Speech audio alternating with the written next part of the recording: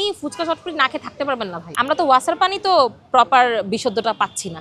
ফুচকা চটপটির উপরে এত ক্ষোভ, এত রাগ দেখিয়ে দিন শেষে কোনো লাভ নাই। নেগেটিভ জিনিসগুলো আমি কখনো অনলাইনে এখন আর আনি না, আগে আনতাম। কারিনা আপুর মৃত্যুর সাথে বাঙালি কেন এই ফুচকা চটপটিটাকে মিলায় ফেলতেছে, এটা আমার আসলে জাতির কাছে প্রশ্ন। ভাই, বাঙালি ফুচকা পছন্দ করে না এমন কি পসিবল? পানিবাহিত রোগের কারণে মানুষ মৃত্যু পর্যন্ত অ্যাকসেপ্ট করতে বাধ্য হয়। 50-60 টাকা দিয়ে যে খাবার বিক্রি করতেছে সে 100% হাইজিন মেনটেন করতে পারবে? আমার পক্ষে পসিবল না ফুড ব্লগিং ছেড়ে দেওয়া। আমি খালি ফিল করতেছিলাম যে আচ্ছা, আমি যদি মারা যাই কি হবে, কি করব, আমার বাচ্চাটার কি হবে। জীবন অবাক না করলে কে করবে? 28% মিল্ক ফ্যাটের অবাক করার সাথে ফ্রেশ মিল্ক পাউডার। জীবন অবাক করুক প্রতিদিন। দর্শক, আপনাদের সবাইকে আমন্ত্রণ আগামীর সময়ে। আপনাদের সাথে আছে আমি জামিলুর রহমান। দর্শক, আপনারা জানেন জনপ্রিয় কন্টেন্ট ক্রিয়েটর এবং ইনফ্লুয়েন্সার কারিনা কায়সার আর নেই। হেপাটাইটিস এ এবং ইতে আক্রান্ত হয়ে লিভার ফেইলার হয়ে তিনি মারা গেছেন। আগামী সময়ে আজকে এই বিষয় নিয়ে কথা বলার জন্য আমাদের সাথে উপস্থিত হয়েছেন জনপ্রিয় কন্টেন্ট ক্রিয়েটর, ফুড ব্লগার, ফুডাপি খ্যাত ফাবিয়া হাসান মনীষা। আমরা কথা বলবো আজকের অতিথির সাথে। আমন্ত্রণ আপনাকে মনীষা, কেমন আছেন? আলহামদুলিল্লাহ ভাইয়া, ভালো আছে। তার সাথে আপনার ফুড রিলেটেড কোনো কন্টেন্ট হয়েছে কিনা তার বিষয়ে জানতে চাই।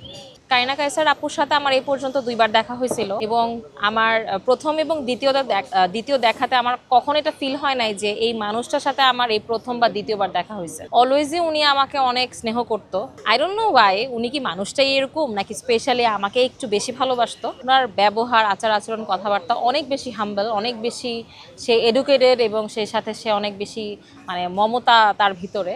সব কিছু মিলে আমার কাছে সবসময় মনে হতো মানুষটা ভালো। এবং এই কারণেই তো অটোমেটিক্যালি যখন আমি ডানা আপুর ভিডিও দেখতাম তখন আমার কারিনা আপুর কথা মনে আসতো এবং মনে হতো যে হয়তোবা এই ভিডিওতে কোনো না কোনো পার্টে কারিনা আপুকে দেখা যাবে। না, কারিনা আপুর সাথে আমার ফুড ব্লগিংয়ের তেমন কোনো স্মৃতি নেই। তবে হ্যাঁ, প্যান প্যাসিফিকে আমরা একটা অনুষ্ঠানে গিয়েছিলাম। সেখানে উনি আমার প্লেটে খাবার দেখে বলতেছিল যে তুমি এত কম খাও কেন? আমি তো অনেকগুলো রসগোল্লা অলরেডি খেয়ে ফেলছি। তো এই কথাটা আমার কাছে খুব ভালো লাগছিল। এটা যদিও অনেক আগের কথা এবং ওই দিন যে ওনার সাথে আমার দেখা হয়েছিল ওই ছবিটাই আমি গতকালকে পোস্ট করছিলাম যখন আমি এই দুঃসংবাদটা শুনলাম। আপনারা এত খাবার আসলে কিভাবে খান? অ্যাকচুয়ালি ভাইয়া, ব্যাপারটা এরকম না যে আপনাদের মতন আমরা রেগুলার খাওয়া দাওয়া করার পর ফুড ব্লগিংয়ের জন্য আমরা আলাদা করে খাবার খাই। ফুড ব্লগিং করার আমাদের স্পেশালি আমি আমার কথা বলতেছি, স্পেসিফিক একটা টাইম আছে। তো ওই টাইমে যখন আমি ফুডটাকে কনজিউম করতেছি বা খাচ্ছি, তার আগে পরে কিন্তু খুব একটা খাওয়া হয় না। বিকজ আমরা যখন ফুড ব্লগিং করি খুব স্বাভাবিকভাবে আমাদের অ্যাটলিস্ট 5-6 ধরনের খাবার টেস্ট করতে হয় বা খেতে হয়। ইন দ্য মিন টাইম 5-6 রকমের খাবার যখন আমরা খাই, অ্যাটলিস্ট তো 3 লোকমা বা 4 লোকমা খেতে হবে। তো বুঝতে পারতেছেন যে কি পরিমাণ খাবার আমরা শরীরে ইনটেক করতেছি। সো এইটা মানুষের একটা ভুল ধারণা বা মিসকনসেপ্ট যে আমরা ফুড ব্লগিং করার পাশাপাশি এর বাহিরেও অনেক খাই। ব্যাপারটা আসলে এরকম না। আপনারা যেমন খান আমরাও সেরকম খাই। ইনফ্যাক্ট আমি এই কথাটা অলওয়েজই সবাইকে বলি যে আমার কাছে ফিল হয় আমি অন্য আরও 10টা মানুষের তুলনায় কম খাই। হয়তোবা আমারটা অনলাইনে প্রকাশ পায় বা মানুষ দেখে আর আপনাদেরটা দেখে না। দিন শেষে কি এই খাবারগুলো হজম হচ্ছে কিনা বা এই খাবারগুলোতে আপনাদের কোনো পার্শ্ব প্রতিক্রিয়া হচ্ছে কিনা? না না না, এরকম না, মানে ব্যাপারটা এরকম না। বিষয়টা হচ্ছে যে আগে একটা সময় ছিল যখন আমি সপ্তাহে 1বার বা 2বার ফুড ব্লগিং করার উদ্দেশ্যে বাইরের খাবারটা খেতাম। ইদানিং বলবো না, অনেক বছর ধরে এমন হচ্ছে যে আমি প্রতিদিনই একবেলা করে বাইরের খাবার খাচ্ছি। তো হজমের যে ব্যাপারটা, যেই পরিমাণ তেল চর্বি জাতীয় খাবারগুলো আমার শরীরে আমি ইনটেক করতেছি সেই পরিমাণ আমি ওয়ার্কআউট করতেছি, আমি অনেক পরিমাণে হাঁটাহাঁটি করি, অনেক মানে কায়িক পরিশ্রম যেটা বলে সেটা করি, সেই সাথে আমি লেখাপড়া করি, সেখানেও আমার অনেক এনার্জি লস্ট হচ্ছে। সেই সাথে আমি এর পাশাপাশি আমি কিন্তু অনেক কম পরিমাণে ভাত খাই। তাও আবার ভাত খাওয়ার সময় আমি লাল চালের ভাতটা খাই, তাও আবার 3-4 দিন পর পর। সো ফুড ব্লগিং করার কারণে আমার দেখা গেছে যে আমার ডেইলি লাইফে বা ডেইলি রুটিনে একটা মেনটেনেন্স চলে আসছে। তো যেটা আমার ফুড ব্লগিং না করলে হয়তো বা হইতো না। আমি ইচ্ছা মতো খাইতাম, কারণ আমি তো আর ওই ফিলিংসটা আমার কাজ করতো না যে আমি ফুড ব্লগিং করি, আমাকে অনেক পরিমাণ খাবার খেতে হইতেছে, সো আমাকে মেনটেন করতে হবে। তখন দেখা যেত যে আমি অনেক বেশি বাল্কি থাকতাম। সো আমার কাছে মনে হয় যে যেহেতু আমি ফুড ব্লগিং করি, দ্যাটস ওয়াই আমি মেনটেন করে চলি। এত ধরনের ফাস্ট ফুড কিংবা জাঙ্ক ফুড, চটপটি খেয়ে আপনার শরীরের কোনো সমস্যা হয়েছে কিনা বা লিভার গঠিত কোনো সমস্যা ফেস করেছেন কিনা এখন পর্যন্ত? আল্লাহর অশেষ মেহেরবানিতে হয়তো বা আমার ইমিউনিটি সিস্টেমটা অনেক ভালো। আল্লাহ আমাকে এই ক্ষমতা বা এই শক্তিটা দিছে। আমি আল্লাহর রহমতে যত খাবারই খাই না কেন আমার আসলে অতটা বেশি শরীর খারাপ করে না। তবে হ্যাঁ, গ্যাসের প্রবলেম মাঝে মাঝে হয়, তখন আসলে মাঝে মাঝে আমি গ্যাস্ট্রিকের ওষুধটা খাই, বাট এর বাহিরে আসলে অত সমস্যা হয় না।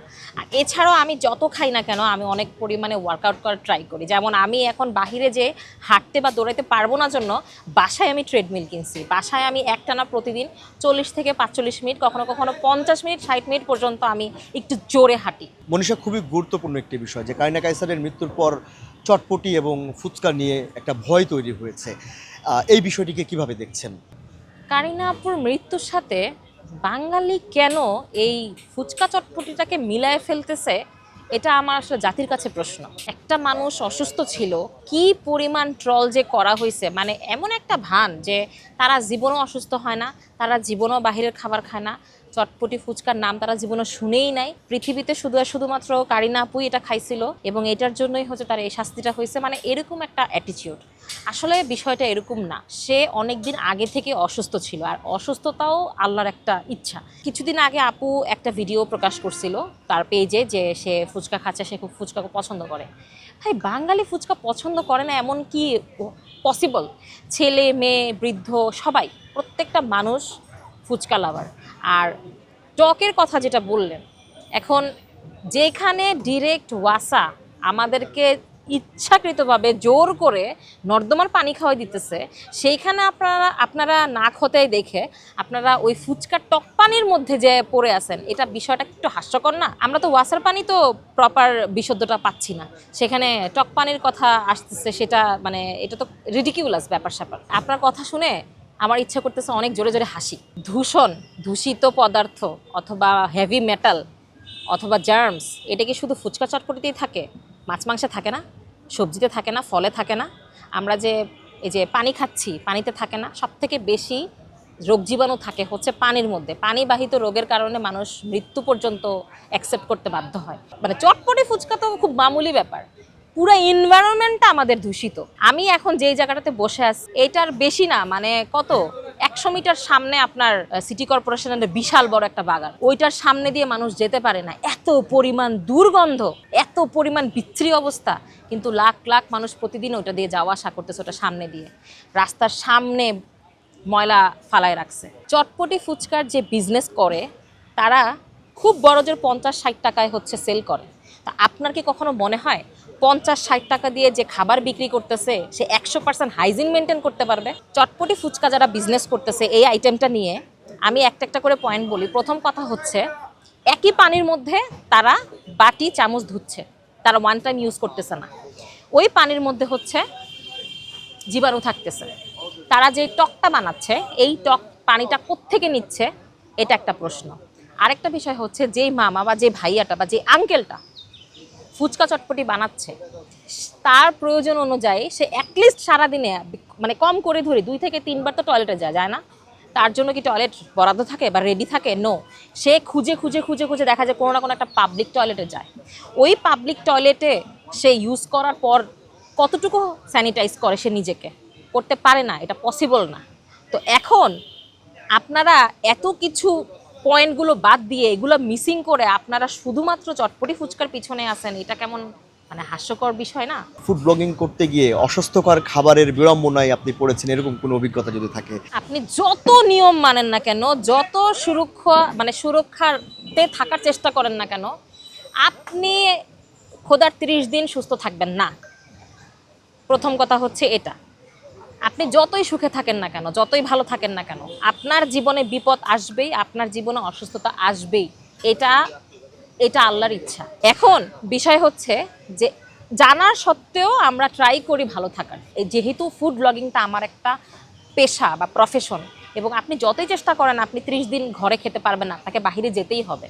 তো সেই জায়গা থেকে মানুষ কত টাকায় কোন জায়গায় কি খাবার পাবে সেইটা হচ্ছে আমি জাস্ট উপস্থাপন করি। তো সেই জায়গা থেকে আমার পক্ষে পসিবল না ফুড ব্লগিং ছেড়ে দেওয়া অথবা খাবার দাবার খাওয়া ছেড়ে দেওয়া। বাট যতই চেষ্টা করি না কেন, দিন শেষে দেখা যায় যে মুখরোচক কোনো একটা খাবার বা মুখরোচক কোনো একটা আইটেম দেখলে আমারও লোভ লাগে, আমারও খেতে ইচ্ছা করে। দিন শেষে আমিও মানুষ। আমি যখন ভিডিও শ্যুট করি তখন অনেক সময় এমন হয় যে কোনো একটা খাবার দেখেই বোঝা যায় যে এটা আসলে খাওয়ার উপযুক্ত না, তখন ওই খাবারটা আমি কখনো খাই না। কখনো যদি এরকমটা হয় যে ভিডিও করার সময় আমি কোনো একটা খাবার খাইছি, খাবার পর আমার কাছে মনে হয়েছে না এই খাবারটা হয় টেস্টি না, অথবা কোয়ালিটি বাজে, অথবা তেল অতিরিক্ত বেশি, অথবা কোনো একটা আইটেম যেটা ইনগ্রেডিয়েন্ট ইউজ করার পরে খাবারটা আসলে মেসি হয়ে গেছে, সেই খাবারটার যে পার্ট এইটা আমি ভিডিওতে রাখি না। কারণ আমার কখনোই ইচ্ছা হয় না যে কোনো একটা প্রতিষ্ঠান বা কোনো একটা ব্যবসাকে নষ্ট করা। সো নেগেটিভ জিনিসগুলো আমি কখনো অনলাইনে এখন আর আনি না, আগে আনতাম, বাট আনার পরে আমি দেখলাম যে আমাকে অনেক বেশি হুমকি ধামকির সম্মুখীন হতে হয়। সো আমি এইগুলো থেকে নিজেকে একটু বিরত রাখি। আমি ফুড আপ্পি as a food blogger, as a human being always try করি যে কত টাকায় কোন ফুড মানুষ ভালোটা খেতে পারবে সেটা দেখানো। এখন এই জিনিসটাকে আবার অনেকে নেগেটিভলি নেয় যে হ্যাঁ ফুড আপ্পি অলওয়েজ ভালোই বলে, খারাপটা কেন বলে না। সেই ক্ষেত্রে কোন বিষয়গুলো আসলে খেয়াল রাখা উচিত? সে মানুষের এই জিনিসগুলো ভাবা উচিত যে আমি খাচ্ছি, কি খাচ্ছি, কেন খাচ্ছি, কোত্থেকে খাচ্ছি, যে খাবারটা বানানো হচ্ছে বা ধোয়া হচ্ছে সেটা কোন পানি ইউজ করা হচ্ছে, কোন পরিবেশ, এটা ডেফিনেটলি চিন্তা করা উচিত। বাট আপনি কি বলতে পারবেন যেটা আপনি করেন, বা আমি কি বলতে পারবো এটা আমি করি? আমরা পারবো না, আমাদের সিস্টেমটাই এ ধরনের হয়ে গেছে। আপনি কি পারবেন 100% ভাবে বলতে যে আপনি কোনো খাবারে ভেজাল ফরমালিন মিশাবেন না? পারবেন না। সামান্য যে বাচ্চারা বড় হয় দুধ খেয়ে বেহেশতি খাবার, এই খাবারের মধ্যে ভেজাল থাকে। সো আপনি কিভাবে মানে এক্সপেক্ট করেন বা চিন্তা করেন যে স্ট্রিট ফুড খাওয়ার আগে আমি এটা ভাববো? তাহলে তো আপনার সর্বপ্রথম বাচ্চা জন্মের পরে যে দুধ খায়, প্যাকেটের দুধটা খায়, সেখানে আপনার যাওয়া দরকার। বড় বড় যে ডেইরি কোম্পানিগুলো আছে সেখানে যে লিকুইড দুধ তৈরি করতেছে, কিছুদিন আগে কি ভেজাল ধরা পড়ে নাই? কিছুদিন আগে কি অনলাইনে সেগুলো আসে নাই? কোন স্টেপ নেওয়া হয়েছে? কি করে 20-30 হাজার টাকা জরিমানা করে। এই 20-30 হাজার টাকা জরিমানা করতে কি পার ডে ইনকাম থাকে তাদের 3 থেকে 5 কোটি টাকা। সেখানে ওই 20-30 হাজার টাকা কি, এটা তো মানে মানে ওদের মনে হয় একটা শার্ট খুলে আরেকটা শার্ট পরার সময় পকেট থেকে পড়ে যায়। সো এই অ্যামাউন্ট আসলে জরিমানা করে কোনো লাভ নেই। হ্যাঁ, একটা হঠাৎ মনে পড়ছে, এরকম অনেক অভিজ্ঞতা আছে ফুড ব্লগিং করতে গিয়ে যে পরিবেশ ভালো না অথবা খাবারের অবস্থা একদম যা তা, তারপরেও আমি যেহেতু ভিডিওটা কন্টিনিউ করতেছিলাম, আমি এক লোকমা বা এক স্পুন হয়তো বা খাইছিলাম। পান্থপথের এখানে একটা রেস্টুরেন্ট ছিল, চিজ ল্যাব নাম। তো আমি খাবার অনলাইনে দেখে গেছিলাম একরকম, আমি যে ছবিটা দেখিয়ে বলছিলাম আমাকে এই খাবারটা দেন, আসলে আমার তখন ভিডিও করার কোনো উদ্দেশ্য ছিল না। তখন দেখলাম যে তারা টোটালি কোনো মিল ছিল না খাবারে। ইন দ্য মিন টাইম খাবারের উপরে প্রচুর পরিমাণে পিঁপড়া হেঁটে যাচ্ছিল। তো তখন আমি ওনাদেরকে দেখালাম যে আমি তো আসলে ভাইয়া এই খাবারটা দেখে অর্ডার করছিলাম, আপনারা কাইন্ডলি আমাকে এই খাবারটা দেন। বলে যে এটাই এই খাবারটা, আসলে আমাদের মার্কেটিং টিম কেন এই ছবিটা পোস্ট করছে আমরা জানি না, আমরা এভাবেই দিই। তখন আমি বললাম যে তাহলে একটু কাইন্ডলি পিঁপড়াগুলো একটু সরিয়ে দিন বা নতুন কোনো খাবারটা সার্ভ করেন। তখন এটা একেবারে আরও 3 বছর আগের কথা বলতেছি, তারপরেও তারা সেটা চেঞ্জ করে দেয় নাই। বাংলাদেশের মধ্যে যতগুলো চিকেন ফ্রাইড ব্র্যান্ড আছে এর মধ্যে থেকে একটা ব্র্যান্ডে প্রচুর পরিমাণে নাগা ড্রামস পাওয়া যায়। মানে প্রচুর পরিমাণে বলতে বোঝাচ্ছি যে প্রচুর পরিমাণে ঝাল নাগা ড্রামস পাওয়া যায়। এটা পছন্দ করে না এমন মানুষ খুব কম আছে। আর অ্যাজ আমি খুব ঝাল লাভার, সো ওই আইটেমটা আমি প্রায় সময় খাই। আমার 2022-এর দিকে 22-এর দিকে হ্যাঁ 22-এর দিকে আমার একটা ঘটনা হয়েছিল যে আমরা নাগা ড্রামসটা খেয়ে বাসায় গেছি। বাসায় যাওয়ার পরে আমি, আমার হাজব্যান্ড এবং আমার আপু, আমরা 3 জনই মানে লিটারেলি সারাটা রাত এত কাতরাইছি পেটের ব্যথায়। আমি মানে আমার কাছে ফিল হতেছিল যে ওই দিন মনে হয় আমরা মারা যাব। তো ওই দিনের পর আমি পোস্ট করছিলাম অনলাইনে যে এরকম একটা ব্যাপার স্যাপার হয়ে গেছে। তো অনেকেই ধরতে পারছিল যেটা কোন ব্র্যান্ড। তো এরপর আমি তবা করছি যে না আর কোনোদিনও নাগা ড্রামস খাবো না। এরপরও আমি যে বললাম ওই যে বাঙালি আমরা লোভ সামলাইতে পারি না, তো কিছুদিন আগে আমি আবার সেই নাগা ড্রামসটা খাইছিলাম। কন্টিনিউয়াসলি কয়েকবার খাইছি, কোনো প্রবলেম হয় নাই। বাট কিছুদিন আগে মানে লাস্ট যে ঘটনাটা, যেদিনের পর থেকে আমি তবা করছি যে আমি কোনোদিন ঝালই খাবো না। নাগা ড্রামস তো পরের কথা, আমি কোনো ঝালই খাবো না, ওয়াদা করছি নিজেকে নিজে। ওই দিন আমি এই নাগা ড্রামসটা অনলাইনে অর্ডার করে খাইছিলাম। যখন খাইছি তখন খুব মজা লাগছে, তখন কোনো প্রবলেম হয় না। এরপরে ভাইয়া বিশ্বাস করবেন মানে আমার কাছে মনে হতেছিল যে আমি মনে হয় মারা যাব। এবং আমি খালি ফিল করতেছিলাম যে আচ্ছা আমি যদি মারা যাই কি হবে, কি করব, আমার বাচ্চাটার কি হবে। আমি শুধু আল্লাহর কাছে দোয়া করতেছিলাম যে আল্লাহ আমাকে আমার জন্য না, কারোর জন্য না, আমার বাচ্চাটার জন্য বাঁচায় রাখো। আমি আল্লাহর কাছে প্রাণ ভিক্ষা করতেছিলাম। এত কান্না করছি মানে ওই দিনটা আমি যদি মানে অনলাইনে দেখাইতে পারতাম যে আমি কি পরিমাণ কাতরাইছি, মানে আমি এটা এক্সপ্লেন করতে পারবো না। এই যে হেপাটাইটিস এ এবং ই, এই যে এই সংক্রমণ বা এই যে ভাইরাস মানুষ আক্রান্ত হচ্ছে এইসব খাবার খেয়ে, আপনার কোনো পরামর্শ আছে কিনা দর্শকদের উদ্দেশ্যে? যে কোনো রোগবালাই থেকে বাঁচার জন্য সর্বপ্রথম নিজের টেক কেয়ার করা এবং খাবার দাবার সঠিকভাবে এবং সঠিক জায়গা থেকে নির্বাচন করাটা অনেক বেশি গুরুত্বপূর্ণ। দরকার কি যার মানে স্ট্রিট ফুডের চটপটি ফুচকা খাওয়ার, যদি সে স্বাস্থ্য সচেতন থাকে। বাংলাদেশের ঢাকা সিটিতে এমন অনেক জায়গা আছে যেখানে 100% ফিল্টার পানি দিয়ে টক তৈরি করে, সেখান থেকে খাবে। ফুচকা যখন খাওয়ার এত ইচ্ছা সেখান থেকে খাবে। যদি কারোর মন চায় সে সমস্ত রেস্টুরেন্টগুলোতে যে দেখবে যে তারা যে প্রতিদিন টেবিল পরিষ্কার করতেছে, প্লেট পরিষ্কার করতেছে, সেটা কি একই ডাস্টার দিয়ে পরিষ্কার করতেছে নাকি প্রতিদিন চেঞ্জ করতেছে। সো ডেফিনেটলি বাংলাদেশে ঢাকা সিটিতে এমন অনেক জায়গা আছে যেখানে 100% হাইজিন মেনটেন করা ট্রাই করে, তারা ভালো খাবার মানুষকে খাওয়ানোর ট্রাই করে, সেই জায়গায় যেয়ে খাবে।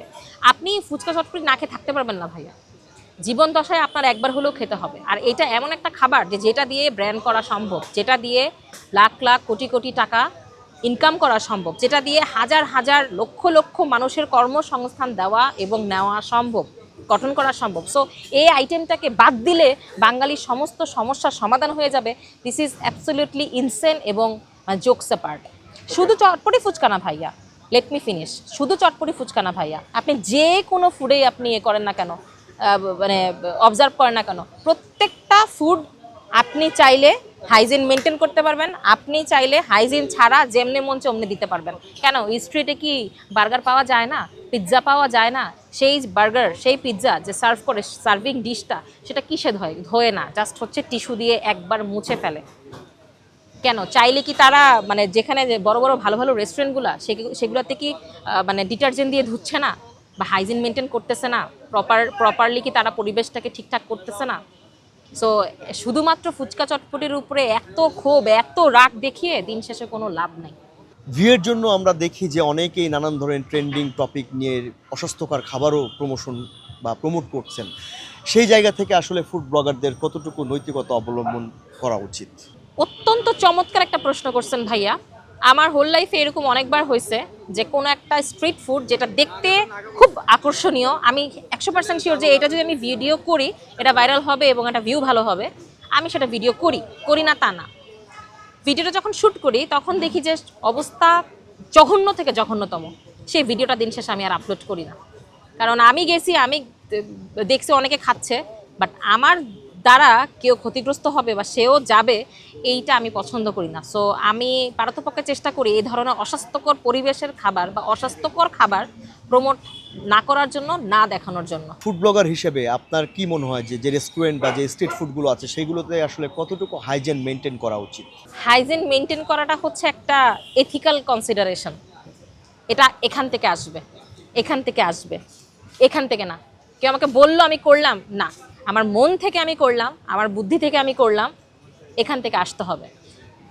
100% এটা দাবি যে প্রত্যেকটা রেস্টুরেন্টের উচিত, প্রত্যেকটা মানে হোটেলগুলোর উচিত খাবারের ক্ষেত্রে হাইজিন মেনটেন করা, খাবারের ক্ষেত্রে স্বাস্থ্যকর ব্যাপারটা নিশ্চিত করা। কারণ ওই খাবারটা তুমি নিজে না খেলেও তোমার সন্তান, তোমার পরিবারের কেউ না কেউ খাবে। কারিনা কাইসারের মৃত্যুর পর আপনার নিজের লাইফস্টাইলে কি কোনো পরিবর্তন এনেছেন বা আনতে চান কিনা, এই বিষয়ে যদি আমাদেরকে জানান। কারিনা আপুর মৃত্যুর বিষয়টা আমার কাছে খুবই হৃদয় বিদারক। তো ওনার এই সংবাদের পর খাবারে কোনো পরিবর্তন না, এরকমটা হওয়া স্বাভাবিক কোনো কিছু না, বরং হওয়াটাই অস্বাভাবিক। একটা মানুষ খাবার খাওয়ার জন্য অসুস্থ হয়েছে, দ্যাট ইজ ওকে। আমার উচিত আমার জায়গা থেকে ভালো খাবার খাওয়া, স্বাস্থ্যকর খাবার খাওয়া। কিন্তু এটার জন্য কোনো একটা খাবারকে জীবন থেকে ত্যাগ করে দেওয়া, তাহলে তো আমার শুধু একটা খাবার না, আমার ফল মূল শাক সবজি ওয়াসার পানি ডেরির দুধ টক দই তারপরে কি বলো ওটাকে রুটি পরোটা আটা সব খাওয়া বাদ দিয়ে দিতে হবে। তাহলে আমি বাঁচবো কিভাবে? আমার তো রাস্তা দিয়ে হাঁটাও বন্ধ করে দিতে হবে। কেন? কারণ রাস্তার মধ্যে পুরো বাতাসের মধ্যে হচ্ছে দূষণ আছে, আমি কিভাবে তাহলে বাঁচবো? আমরা একজন হেপাটোলজি বিশেষজ্ঞের সাথে কথা বলেছি এবং আপনাদের কথাটা আমরা তুলে ধরেছি, যারা ফুড ব্লগার আছেন তারা যে নিয়মিত এই সব খাবারগুলো খাচ্ছেন, সেই ক্ষেত্রে ডক্টর বলেছেন এই খাবারগুলো আসলে অস্বাস্থ্যকর। সেই জায়গা থেকে আসলে আপনাদের অবস্থানটা কি থাকবে?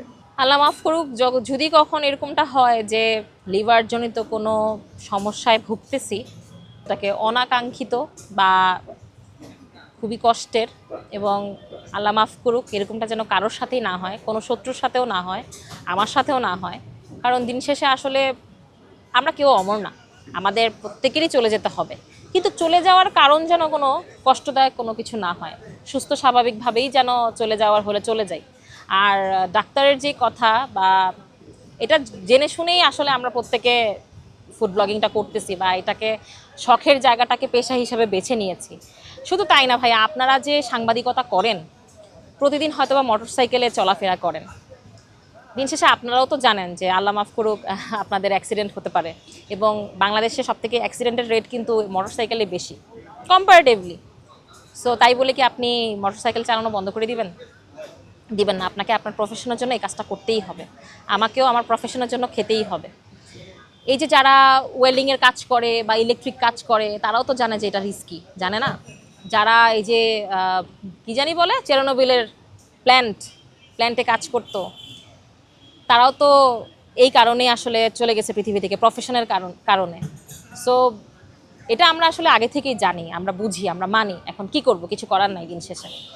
মনীষা, শেষ প্রশ্ন জানতে চাই যে আপনি ফুড ব্লগিং করছেন, আপনাকে দেখে অনেকে ইন্সপায়ার হয়, অনেকে বাইরে খেতে যায়, সেই ক্ষেত্রে আপনাদের দায়বদ্ধতা কতটুকু, এবং কোনো পরামর্শ আছে কিনা আপনার ভিউয়ার্স বা আপনার দর্শকদের উদ্দেশ্যে?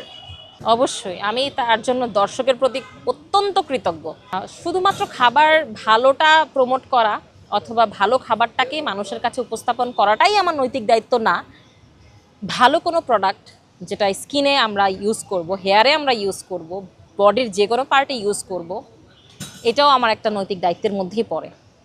অথবা কোনো একটা ইলেকট্রিক ডিভাইসও যদি কেউ কিনতে চায়, বা কোনটা ভালো হবে কেনার জন্য, প্রত্যেকটা বিষয় আসলে আমার নৈতিক দায়িত্ব যে যেটাই আমি দেখাবো, যেটাই আমি বলবো, সেটা যেন অবশ্যই আমার জায়গা থেকে ক্লিয়ার থাকে।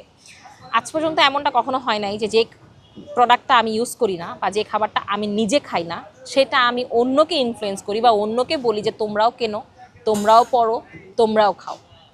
সো নৈতিকতার জায়গাটা আসলে বললাম না যে এখান থেকে আর এখান থেকে আসতে হবে, যে আমি যেটা খাবই না, আমি যেটা পরবই না, সেটা আমি অন্যকে কেন বলবো। আমি বেশ কয়েকটা ভিডিওতে আমি নিজেই দেখাইছি যে আপনারা ফুচকা, চটপটি কিংবা এই জাতীয় যে মুখরোচক মজার খাবারগুলো, সেগুলো 100% হাইজিন মেনটেন করে এমন কোন রেস্টুরেন্ট থেকে খাবেন, এটা আমি দেখাইছি।